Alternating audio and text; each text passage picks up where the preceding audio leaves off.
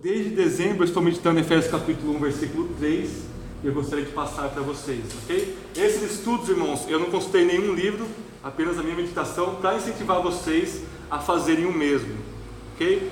Então nós vamos ter 4 estudos sobre Efésios capítulo 1, versículo 3, ok? Vamos rapidinho, só para a gente se situar aqui. Como a gente interpreta as Escrituras, a Bíblia? Tem um teólogo chamado Grant Osborne, que ele propõe a metáfora de uma espiral. Então a gente lê um versículo, a gente vai aumentando o contexto como se fosse uma espiral, ok? Efésios 1:3 é o ponto principal de partida da nossa espiral. Se a gente aumentar um pouco essa espiral, falhou. Qual que é o contexto mais próximo de Efésios 1:3? Vamos lá, eu quero que vocês perguntem e participem. O que vocês acham? 4.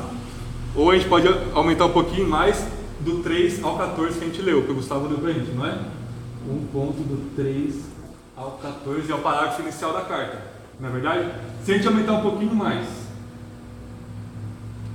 o que a gente tem? Do 15 em diante, a gente pode aumentar em toda a carta aos Efésios, certo? Então vamos colocar aqui Efésios.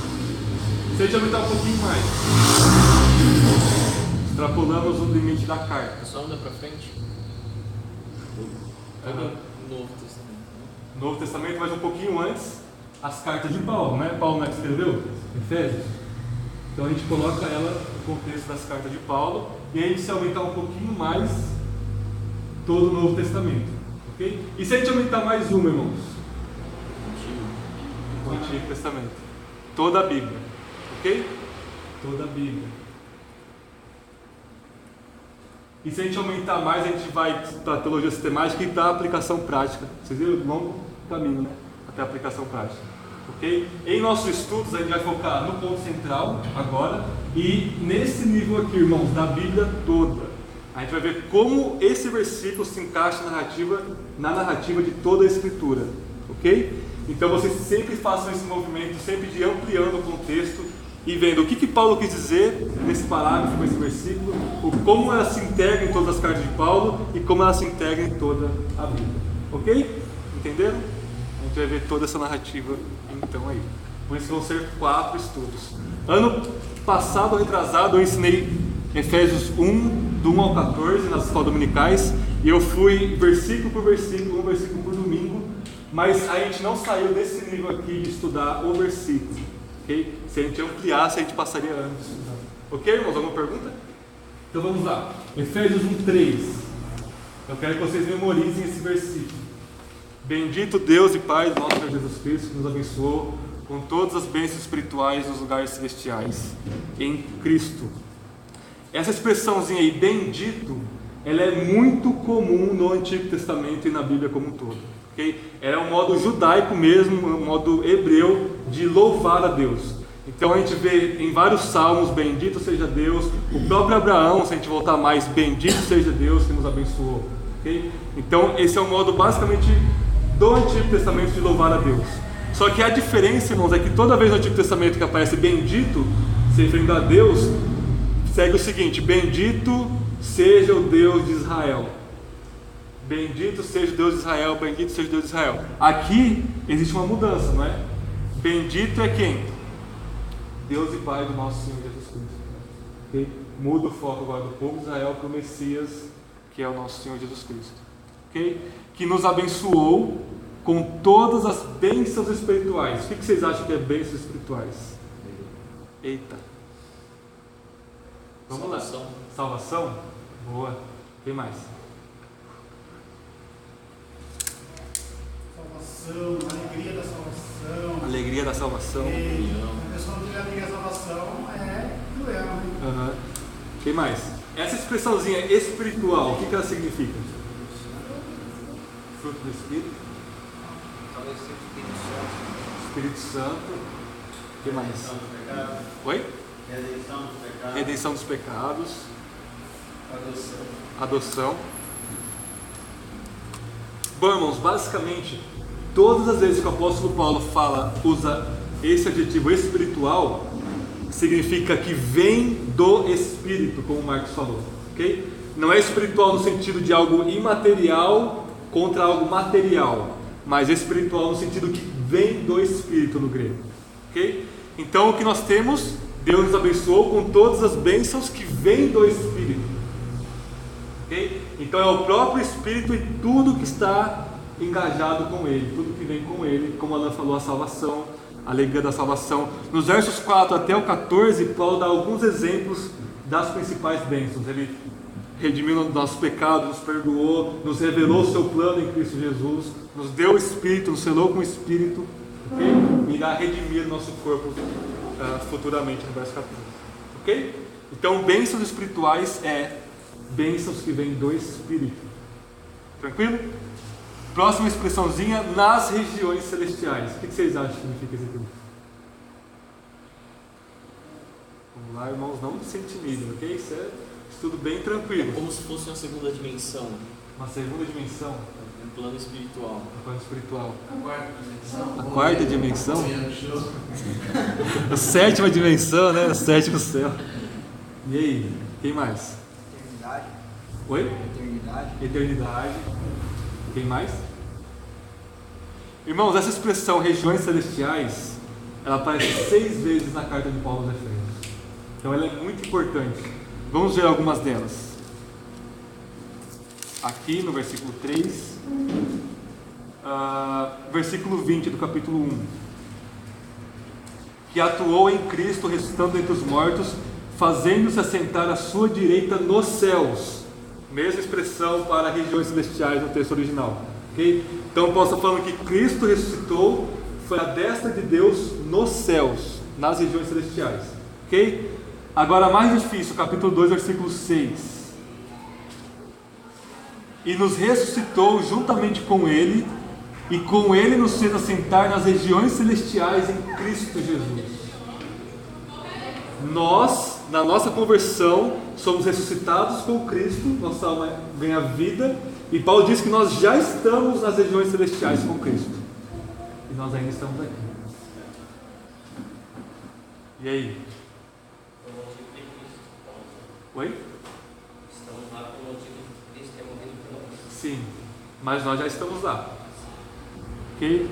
Vou voltar, capítulo 3, versículo 10. Para que a multiforme sabedoria de Deus seja manifestada por meio da igreja aos principados e poderios nas regiões celestiais. Ou seja, o plano de Deus de unir gregos e judeus é para manifestar a sabedoria de Deus para os anjos, para os seres celestiais nas regiões celestiais. Então aqui, regiões celestiais é um lugar que os anjos estão, ok? Capítulo 3 ainda, versículo 15. Paulo está orando e ele se dobra diante do Pai, de quem toda a família nos céus e na terra recebe o nome. Então, todas as famílias que estão no céu, os anjos e os santos que morreram, e as que estão na terra recebem o seu nome, ou a sua autoridade, ou o seu significado de Deus.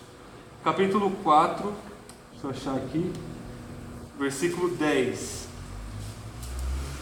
Está falando de Cristo. Aquele que desceu é o mesmo que também subiu muito acima de todos os céus, para preencher todas as coisas. Aqui Paulo fala que Cristo subiu aos céus para distribuir dons aos homens pelo seu Espírito, ok? Muito parecido com Efésios 1:3, né?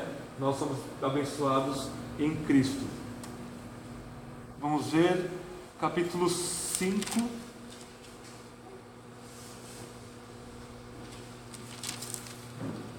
Bom, eu não vou achar do capítulo 5, mas irmãos, capítulo 6, versículo 10.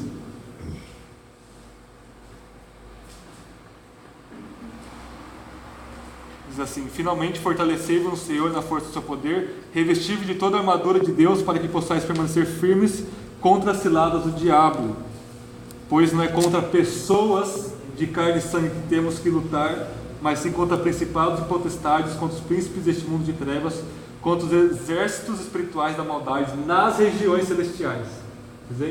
Então, regiões celestiais é onde nós travamos a nossa luta contra os espíritos malignos, ok? Para resumir, irmãos, regiões celestiais, sempre que aparece na Bíblia, é primeiramente em contraste com a terra, Então é o lugar onde Deus habita, nos céus, ok? Mas aqui no Novo Testamento e em Efésios principalmente, não é somente o céu, mas é o céu restaurado ou renovado por Cristo.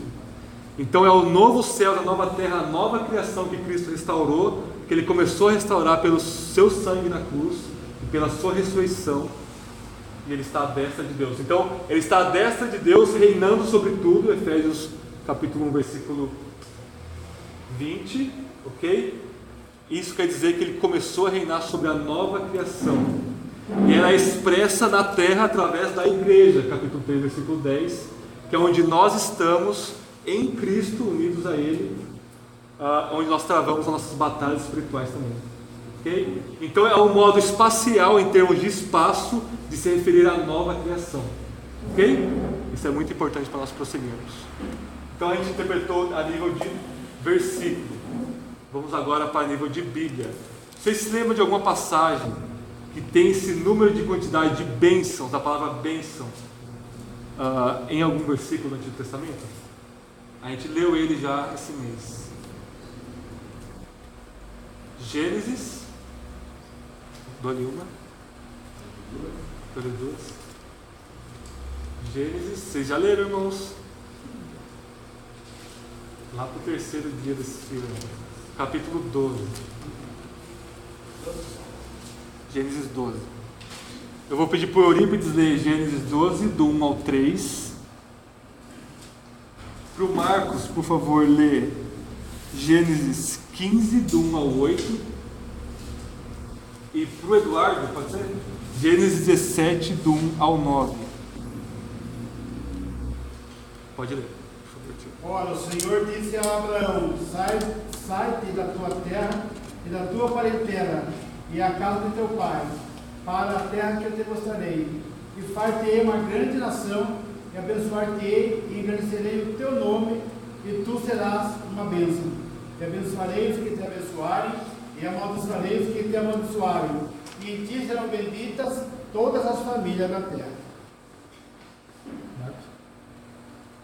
Depois dessas coisas, a palavra do Senhor veio a Abraão em uma visão, dizendo: Abraão, não temas, eu sou o teu escudo, o teu galardão será muito grande.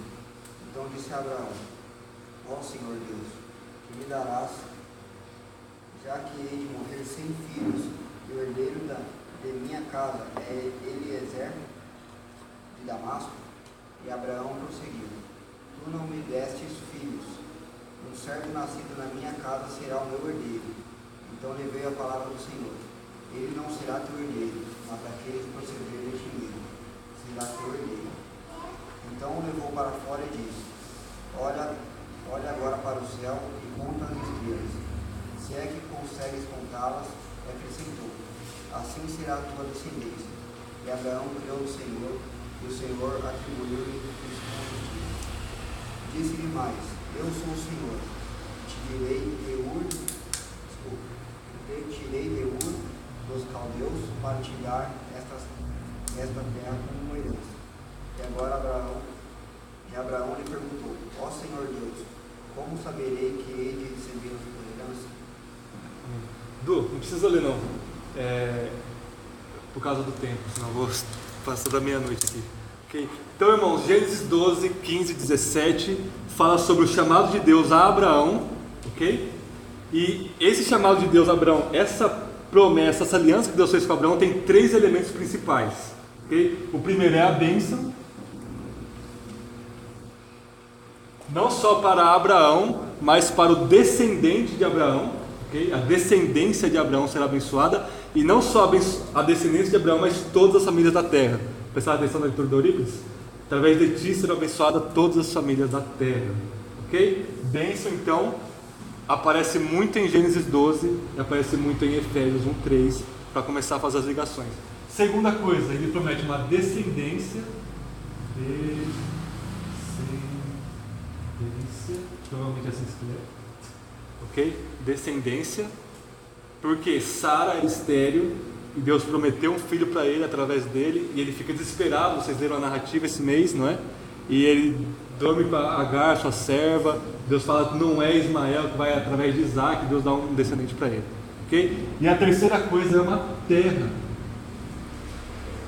Sai da sua terra para a terra que eu te mostrarei, ok? Então nós temos esses três elementos principais da bênção de Abraão, ok? Todo entendeu até aqui? Tranquilo? Como Paulo interpreta isso, irmãos? Vamos lá para Gálatas, eu vou colocar aqui. Irmão, será que eu tenho como ligar esse ventilador aqui atrás de mim? Eu estou quase derretendo de calor. Rapaz, está calor demais. Gálatas capítulo 3. Vamos lá rapidinho.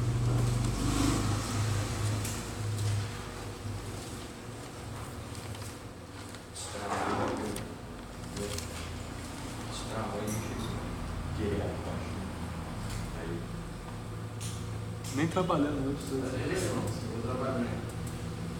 Gálatas capítulo 3, versos 14 a 18.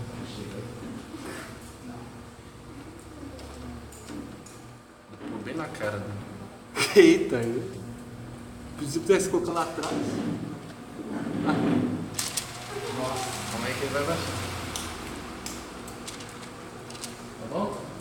Tá ótimo. Muito, bênçãos espirituais aqui. Vamos ler Gálatas 3, 14 a 18.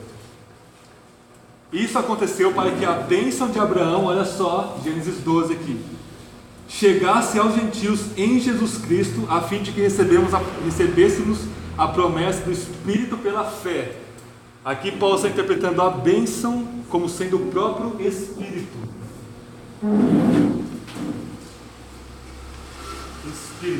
Ok? Continuando, 15. Irmãos, eu vos falarei em termos humanos. Embora feito por um homem, ninguém é Novo Testamento já validado, nem lhe acrescenta coisa alguma. Assim as promessas foram feitas a Abraão e a seu descendente. A Escritura não diz aos teus descendentes, como se falasse de muitos, mas como que se referisse a um só, e ao teu descendente, que é Cristo. E eu afirmo, a lei que veio 430 anos mais tarde, não anula o testamento antes validado por Deus, cancelando a promessa. Pois se a herança provém da lei, já não provém mais da promessa. Mas se foi pela promessa que Deus a concedeu gratuitamente a Abraão, mas foi pela promessa que Deus concedeu gratuitamente a Abraão. Então quem é o descendente de Abraão? Cristo. Muito bom. Cristo. E a terra, irmãos? O que é a terra para o apóstolo Paulo aqui? Capítulo 4, Gálatas capítulo 4, verso 26. Mas a Jerusalém do alto, ou seja, do céu, é livre, e esta é a nossa mãe, pois está escrito: alegra-te, ó estéril, tu que não davas à luz, e rompe em gritos de alegria, tu que não tiveres dores de parto, pois os filhos da abandonada são mais numerosos do que os filhos da que tem marido. E vós, irmãos, sois filhos da promessa, a semelhança de Isaque. Entretanto, como naquele tempo, o que nasceu de modo natural perseguiu o que nasceu segundo o Espírito, assim também acontece agora. Até aqui, irmãos. Ele está contrastando a Jerusalém da terra com a Jerusalém do céu. Do céu, mesmo expressãozinha lá de Efésios. Irmãos, a terra prometida, eu precisaria de um curso inteiro para explicar para vocês o que ela significa, mas em um minuto é o seguinte: a terra prometida é como se fosse um símbolo do Éden, lá do jardim do Éden, de Gênesis capítulo 1, 2 e 3. Okay? Era para ser a restauração da criação na terra, por isso que Deus promete ela. E quando Deus instaura Israel na terra prometida, que é Canaã, que Ele prometeu para Abraão, Ele fala: olha, vocês serão reinos e sacerdotes. Ou seja, o reino de Deus foi estabelecido em Canaã de forma tipológica, por assim dizer. Tanto, irmãos, que quando eles vão para a terra, é como se eles ganhassem vida. E quando Israel peca e eles foram para o exílio babilônico, todos os profetas falaram do exílio como morte. Okay? Assim como sair do Éden era morte, porque eles pecaram, era a separação de Deus, sair de Canaã significava morte espiritual também. Mas quando eles retornaram do exílio, todas as profecias diriam: olha, vocês vão ter vida dentre os mortos novamente. Okay? Então, Canaã simbolizava o Éden, mas ela apontava também para a nova criação restaurada, a nova criação, o reino de Deus estabelecido em toda a terra. Ok? Vocês estão entendendo? Tranquilo? Vamos ver agora Hebreus, isso vai ficar bem claro. Hebreus capítulo 11.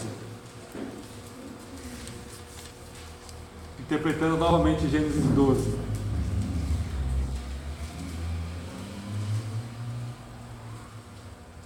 Hebreus capítulo 11, verso 8 ao 10. Eu vou ler rapidinho. Pela fé, olha só, Abraão obedeceu quando foi chamado, partindo para um lugar que receberia por herança, ou seja, a terra. E partiu sem saber para onde ia. Pela fé, peregrinou na terra da promessa, como se fosse terra estrangeira, habitando em tendas com Isaque e Jacó, herdeiros ele da mesma promessa. Porque, olha só, irmãos, verso 10, porque ele esperava a cidade que tem fundamentos, da qual Deus é o arquiteto e construtor. Agora pule lá para o versículo 13 de Hebreus 11. Todos esses morreram mantendo a fé, sem ter recebido as promessas, mas tendo-a visto, acolhendo-as de longe, declarando ser estrangeiros e peregrinos na terra. Os que dizem tais coisas mostram que estão buscando uma pátria, e se estivessem se lembrando da pátria de onde saíram, teriam oportunidade de voltar. Mas agora, almejando uma pátria melhor, isto é, a celestial, por isso também Deus não se envergonha deles, nem de ser chamado seu Deus, porque já lhe preparou uma cidade. Vocês veem? Quando Abraão sai da sua terra para Canaã, Hebreus está dizendo, ele não esperava Canaã, ele esperava uma terra celestial. Vocês viram a expressão celestial aqui? Esperava algo melhor ainda que a terra prometida.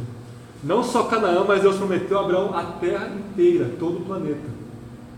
Todas as famílias da terra serão abençoadas por ti. Vocês veem? E capítulo 12 de Hebreus, verso 16. Capítulo 12, verso 16. Ninguém seja imoral ou profano como Esaú, que por uma simples refeição vendeu o seu direito de primogenitura.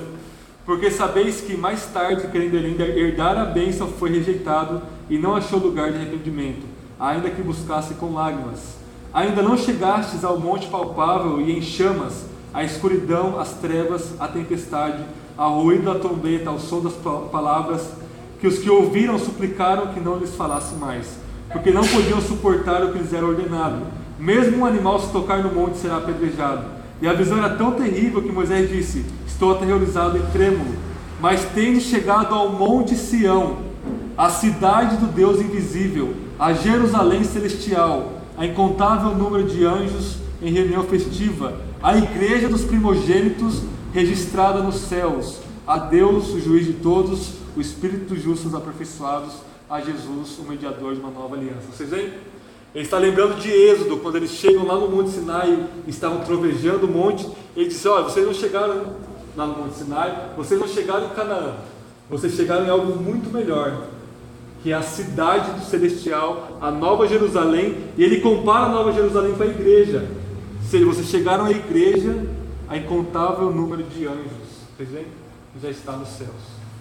Então, Canaã, nós temos o Éden, lugar de habitação de Deus. Canaã, nova criação em Cristo, que começa com a igreja e se estende à restauração de todas as coisas. Vocês veem a trajetória bíblica? É assim que Paulo interpreta. Agora vamos voltar para Efésios capítulo 1, versículo 3.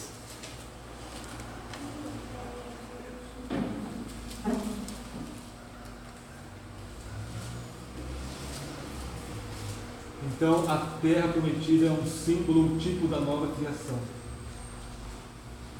Efésios 1, 3. Bendito Deus e Pai do nosso Senhor Jesus Cristo, que nos abençoou com todas as bênçãos espirituais. Bênção, Espírito, bênçãos espirituais. Em quem? Em Cristo. Então nós temos de novo, Cristo, as bênçãos, que é o Espírito e tudo que Ele traz. E aonde que Deus nos abençoa? Nas regiões celestiais. Ok? Regiões celestiais como a nova criação inaugurada em Jesus, tipificada pela terra prometida, Deus e Paulo em Gálatas entende como a nova criação, e nós já estamos nela. Ok? Vocês viram como a gente começou a colocar Efésios 1:3 na trajetória bíblica? Eu gostaria de ler mais um versículo com vocês, irmãos. Gênesis capítulo 49.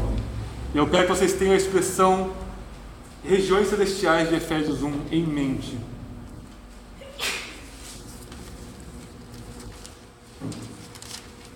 Gênesis 49 é a morte de Jacó, de Israel, e ele chama os seus 12 filhos para abençoar eles. Quando ele chama José, olha como ele abençoa José. Gênesis 49, 22.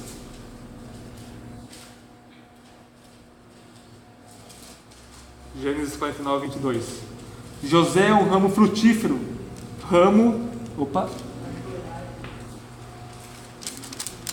José é um ramo frutífero, o ramo frutífero junto à fonte. Seus raminhos se estendem sobre o muro.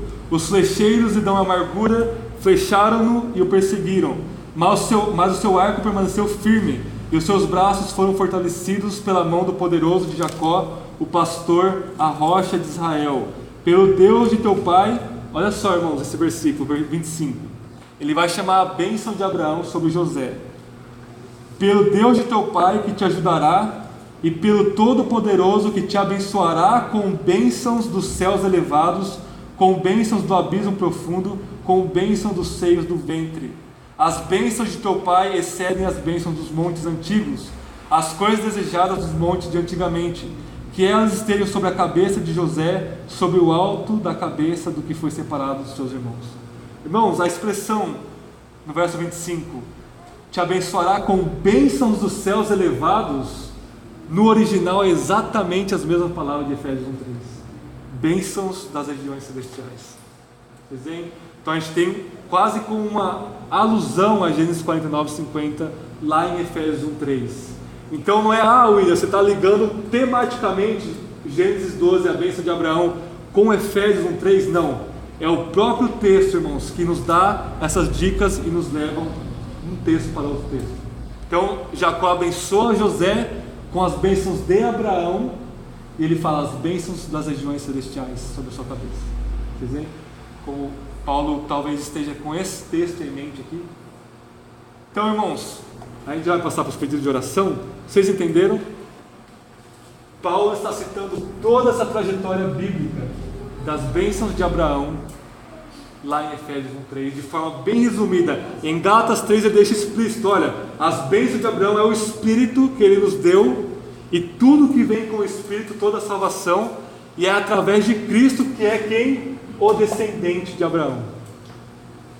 E a terra, como nós vimos, é a nova criação. Eu quero esse ano talvez dar um curso na escola dominical sobre a terra prometida em todas as escrituras, como ela progride. Então, irmãos, tem um pessoalzinho que fala assim: Israel tem que ter a sua terra de volta, prometida de volta, e quando Jesus voltar a gente vai ter que ir lá para Jerusalém, porque afinal Deus prometeu que a terra prometida, Canaã, era para sempre da descendência de Abraão, de Israel.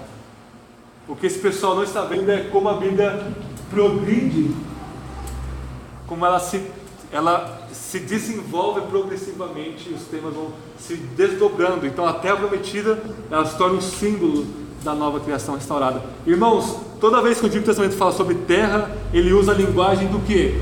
Herança.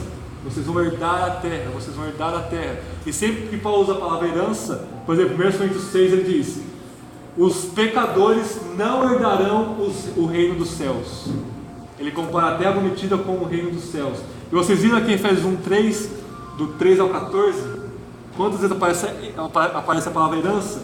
Olha, ele nos predestinou para sermos a sua herança. Nós somos herança deles no Espírito, mostrando que a salvação que nós chegamos em Cristo é o lugar para o qual a terra prometida havia apontado no Antigo Testamento. E toda a linguagem, irmãos, de Efésios 1:3 ao 14 fala sobre família. Nós somos adotados na família de Deus, nós somos predestinados para sermos filhos de Deus, nós somos feitos herança. Tudo isso remete à linguagem de Gênesis 12, a qual nós somos adotados na família de Deus, é igual a sermos adotados na família de Abraão, pela fé. Amém? Então, irmãos, como aplicarmos isso rapidamente? Só uma aplicação. A gente podia aplicar isso a noite toda aqui, Mas nós já temos, o irmão Kaique não está me vendo, cada vez que mas nós já temos todas as bênçãos espirituais em Cristo Jesus. Todas. Está no passado. Nos abençoou com todas as bênçãos espirituais. Isso torna muito suspeito a teologia moderna, principalmente a carismática, que diz que há uma segunda bênção para nós. Então existe uma primeira bênção, que é a salvação, mas você tem que buscar uma segunda bênção, que é o batismo no Espírito. É exatamente isso a linguagem. A segunda bênção é o batismo do Espírito. Nem todos os crentes têm, só aqueles que buscam. Será? Paulo diz que nós, todos os cristãos, temos todas as bênçãos espirituais, todas as bênçãos do Espírito. 1 Coríntios 12, que Paulo fala sobre os dons, fala assim: todos nós já fomos batizados no Espírito, todos nós cristãos. Então, irmãos, não existe eu não sou melhor que ninguém, nem o Kaique, ninguém é melhor que ninguém por buscar mais a Deus e ter uma bênção especial, secreta, reservada àqueles que buscam. Não. Todos nós somos iguais, todos nós somos igualmente abençoados. O que nós temos que fazer? Orar e pedir para Deus para que nós experimentemos mais essas bênçãos. Você pode ler o resto de Efésios para ver quais são elas, o resto do Novo Testamento e o resto da Bíblia. Deus, faz-me experimentar mais de Cristo, mais do perdão dos pecados, da redenção. Faz-me ter mais sabedoria para entender as suas escrituras, o seu plano de fazer convergir em Cristo todas as coisas, Efésios 1:10. Você precisa experimentar mais e mais, e isso não tem fim, isso é infinito. Você pode pedir mais e mais, se não acaba. Ok? Ok, irmãos? Então vamos orar e pedir para Deus nos fazer experimentar mais essas bênçãos. Vamos para os pedidos de oração. Deixa eu pagar aqui. Pode perguntar. Pode pagar? Explica melhor quando você diz da nova criação, já estamos lá. Segundo os Coríntios 5,17, Paulo fala que se alguém está em Cristo, é nova criatura, ou é nova criação. Então, irmãos, a nova criação, ela começa com a morte e a ressurreição de Cristo, ok? Na mentalidade judaica, a ressurreição dos mortos era um evento futuro, e eles estavam certos. Mas quando Cristo ressuscitou dos mortos, Paulo fala em 1 Coríntios 15 que ele é a primícias de nós que iremos ressuscitar entre os mortos. Então, na ressurreição de Cristo, ele inaugura em si a nova criação. Ele inaugura, ok? E toda vez que alguém se converte, nós somos inseridos em Cristo. Expressão de Paulo, nós participamos de Cristo, nós somos unidos a Cristo, então nós somos unidos à nova criação. E nós somos uma nova criatura. E quando nós nos juntamos na igreja, a igreja é a expressão da nova criação, ela é a expressão do reino de Deus na terra, ok? Nova criação é sinônimo de reino de Deus. Jesus disse, já chegou o reino de Deus sobre nós, ok? E quando Jesus voltar, ele irá consumar o que ele já começou na cruz. Então ele vai restaurar a terra e os céus, tudo, nele mesmo, ok? Então o que ele começou nele mesmo, na ressurreição dos mortos, ele começa em cada um de nós, dando-nos vida, ressuscitando a nossa alma dentre os mortos, colocando-nos em comunhão com Deus, ok? E na igreja nós experimentamos isso, o que aponta para a nova criação restaurada, ok? Então nós já estamos lá, literalmente, né? Nossa alma já foi ressuscitada, nós já participamos da nova criação. É aquilo que Paulo fala em Romanos 8, nos glorificou, fala uma linguagem de passado. Nos escolheu, nos chamou, nos justificou e nos glorificou. Está tudo no passado. João também fala, né? Nós já temos a vida eterna. Todo o Novo Testamento, qualquer página que vocês abrirem no Novo Testamento, eu mostro para vocês que os apóstolos de Jesus entendiam que em Jesus o escape, o novo céu e nova terra já começou com ele. É por isso que os judeus se escandalizavam com a mensagem da cruz.